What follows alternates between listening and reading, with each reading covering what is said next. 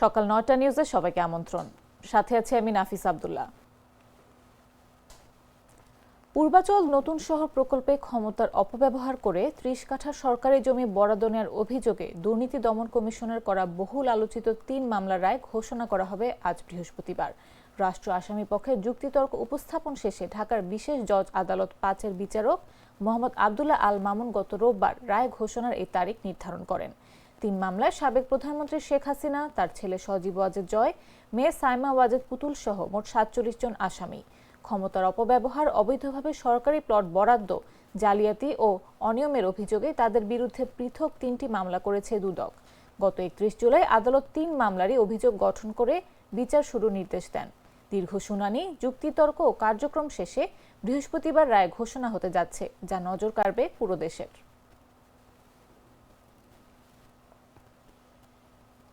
বিজ্ঞপ্তি প্রকাশে দীর্ঘ ৩ বছর পর ৪৫তম বিসিএস এর চূড়ান্ত ফল প্রকাশ করেছে সরকারি কর্ম কমিশন। বিজ্ঞপ্তিতে ২৩০৯টি পদ থাকলেও নিয়োগের চূড়ান্ত সুপারিশ পেয়েছেন ১,৮০৭ জন, অর্থাৎ বিজ্ঞাপিত পদের মধ্যে ৫০২টি ক্যাডার পদই ফাঁকা রয়ে গেছে।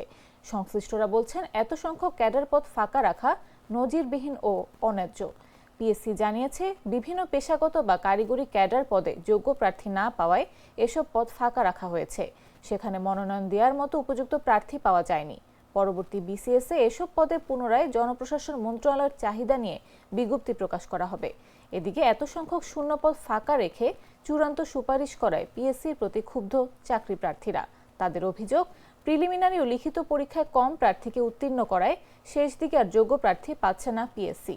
অথচ ৩ বছর ধরে একটি বিসিএস এর জন্য অপেক্ষা করেন লাখ লাখ উচ্চশিক্ষিত বেকার।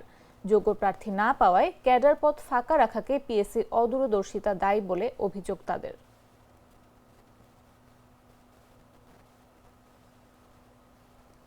বিএনপির প্রচার সম্পাদক সুলতান সালাউদ্দিন টুকু বলেছেন, বিএনপি ক্ষমতায় এলে দেশের প্রত্যেক কৃষককে একটি করে ফার্মার্স কার্ড দেয়া হবে। এই কার্ডের মাধ্যমে কৃষকরা কৃষি উপকরণ সহজে পাবেন এবং ফসল বিক্রির ক্ষেত্রেও সুবিধা লাভ করবেন। বুধবার বিকেলে টাঙ্গাইল সদর উপজেলার মাহমুদনগর ইউনিয়নের সারুটিয়াতে প্রান্তিক পর্যায়ে কৃষকদের সঙ্গে মতবিনিময় শেষে সাংবাদিকদের কাছে তিনি এসব কথা বলেন। টুকু বলেন, আগামী দিনে কৃষিভিত্তিক অর্থনীতিকে মজবুত করার পদক্ষেপ নেওয়ার ঘোষণা দিয়েছেন তারেক রহমান। আমরা সবাই আগামী দিনে দেশ গড়ার লক্ষ্যে ভূমিকা রাখতে চাই। আগামী দিনে বিএনপি যদি জনগণের ভোটে রাষ্ট্রীয় ক্ষমতায় আসে, তাহলে প্রত্যেক ঘরে কৃষকদেরকে একটি ফার্মার্স কার্ড দিবে, কৃষি কার্ড দিবে। সেই কার্ডের মাধ্যমে কৃষক তার কৃষি উপকরণ সহজলভ্য হবে এবং সহযোগিতা পাবে, এবং বিক্রির ক্ষেত্রে, ফসল বিক্রির ক্ষেত্রে তারা একটা বেনিফিট পাবে। সেই ব্যাপারে বিএনপি একটি পদক্ষেপ নেবে এবং কৃষকরা আগামী দিনে এই দেশ নিয়ে কিভাবে চিন্তা করছে, তাদের প্রত্যাশা কি, সেই ব্যাপারেও তাদের সাথে কথা বললাম, মত বিনিময় করলাম। কারণ আগামী দিনে কৃষি ভিত্তিক অর্থনীতিকে মজবুত করার লক্ষ্যে বিএনপি ইতিমধ্যেই পদক্ষেপ নিবে, সেই ব্যাপারে ঘোষণা দিয়েছেন দেশনায়ক তারেক রহমান।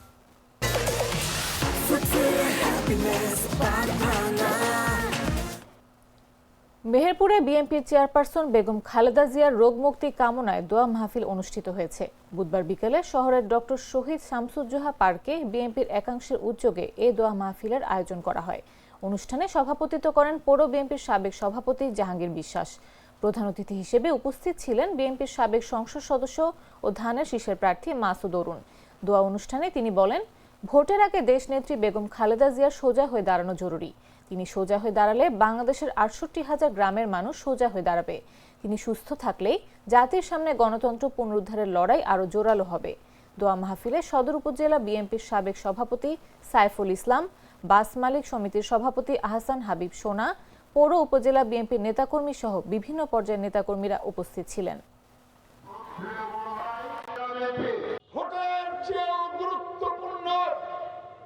বেগম খালেদা জিয়ার সোজা হয়ে দাঁড়া হলো।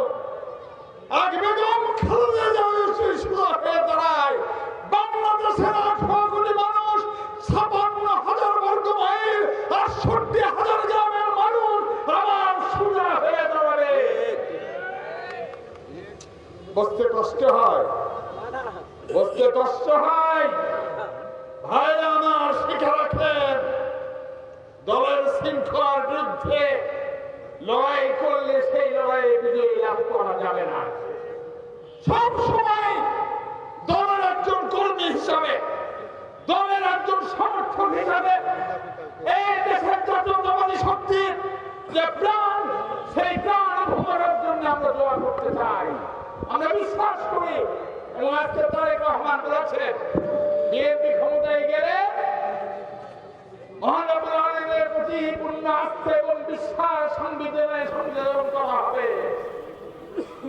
এবং আমাদের প্রিয় নবীজি তার নিজের আদর্শকে সামনে রেখে ইনসাফ ভিত্তিক একটি রাষ্ট্র এবং সমাজ আমরা গড়ে তুলতে চাই। পটুয়াখালীর কুয়াকাটায় প্রায় ৩ কোটি টাকার সড়ক সংস্কারে অনিয়ম দুর্নীতির অভিযোগ উঠেছে। এ ঘটনায় ক্ষুব্ধ হয়ে রাস্তায় আত্মার মাগফিরাত কামনায় কাফনের কাপড় বিছিয়ে প্রতীকী গায়েবানা জানাজা, দোয়া ও জিলাপি বিতরণ করেছে শিক্ষার্থীরা। এর আগে সকালে পরিদর্শনে এসে কাজের অনিয়ম প্রমাণ পেয়ে কাজ বন্ধ করে দেন জেলা নির্বাহী প্রকৌশলী। বুধবার বিকেলে কুয়াকাটা লেম্বুরবন সড়কের মাঝখানে দাঁড়িয়ে গায়েবানা জানাজা পড়েন শিক্ষার্থীরা। স্থানীয়দের অভিযোগ, প্রতি বছর উপকূলে ঝড়, বন্যা ও জলোচ্ছ্বাসে ক্ষতিগ্রস্ত হয় এই জনপদ। তাই বেড়িবাঁধটি তাদের নিরাপত্তার জন্য অত্যন্ত গুরুত্বপূর্ণ। অথচ সেই সড়কের কাজেই অনিয়ম। তারা জানান, সমুদ্রের বালু ও মানহীন ইট ব্যবহার, বিটুমিন কম প্রয়োগ, অপরিকল্পিত নকশা ও লবণাক্ত বালু ব্যবহারের কারণে সড়কটি নির্মাণের শুরুতেই ঝুঁকিপূর্ণ হয়ে পড়ে।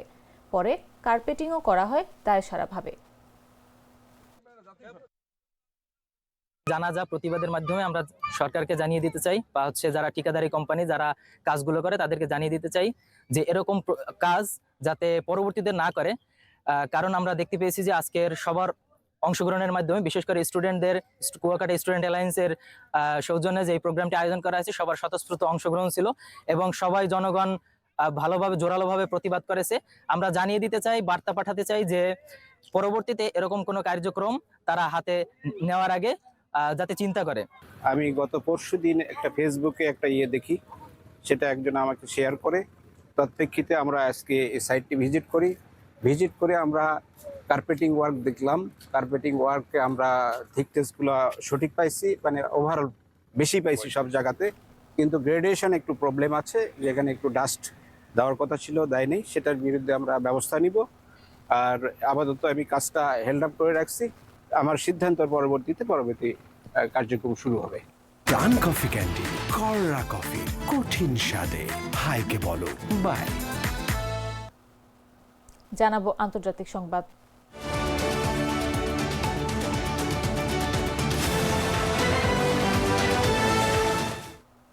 মানবতাবিরোধী অপরাধে মৃত্যুদণ্ডপ্রাপ্ত ক্ষমতাচ্যুত প্রধানমন্ত্রী শেখ হাসিনাকে প্রত্যর্পণের জন্য করা বাংলাদেশের অনুরোধটি ভারত পর্যালোচনা করেছে।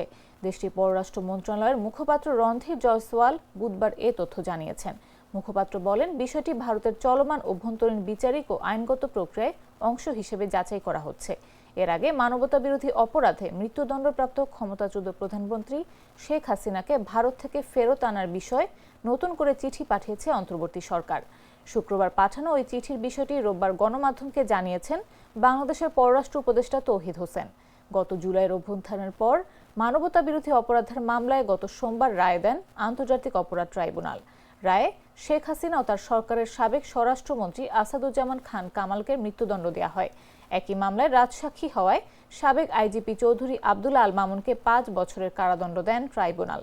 মামলার রায় ঘোষণার পর থেকে শেখ হাসিনা ও কামাল ভারতের ভূখণ্ডে অবস্থান করছেন বলে সরকারি সূত্র জানিয়েছে।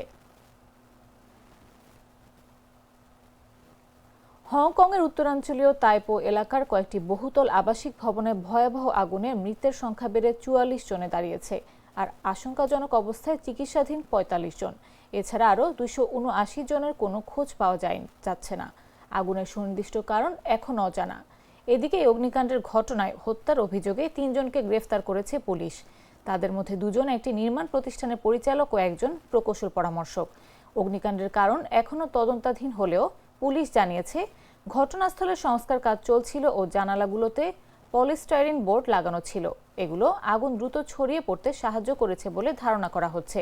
কর্মকর্তারা বলেন, আগুন অত্যন্ত দ্রুত ছড়িয়ে পড়ে পাশের ভবনগুলোতেও পৌঁছে যায়, যার একটি কারণ বাঁশের স্ক্যাফোল্ডিং।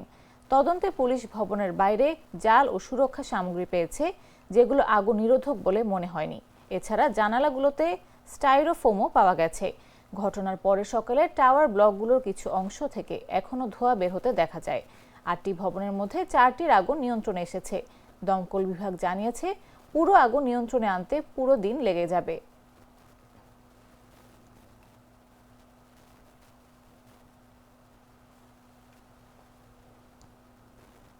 এবারে খেলার খবর।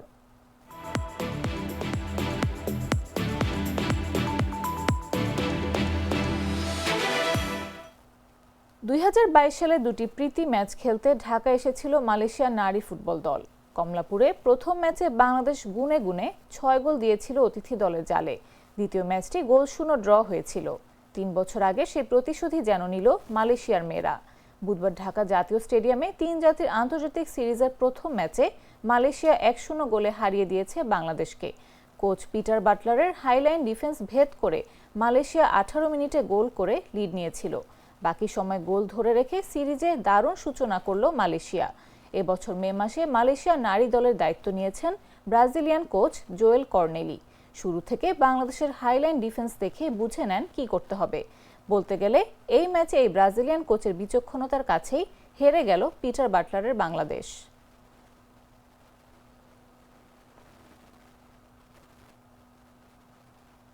দর্শক, এই ছিল এখনকার মতো। প্রতি মুহূর্তে সর্বশেষ খবর পেতে ভিজিট করুন jagonews24.com, ফলো করুন আমাদের ভেরিফাইড ফেসবুক পেজ এবং সাবস্ক্রাইব করুন জাগো নিউজের ইউটিউব চ্যানেল। এতক্ষণ সাথে থাকার জন্য ধন্যবাদ সবাইকে।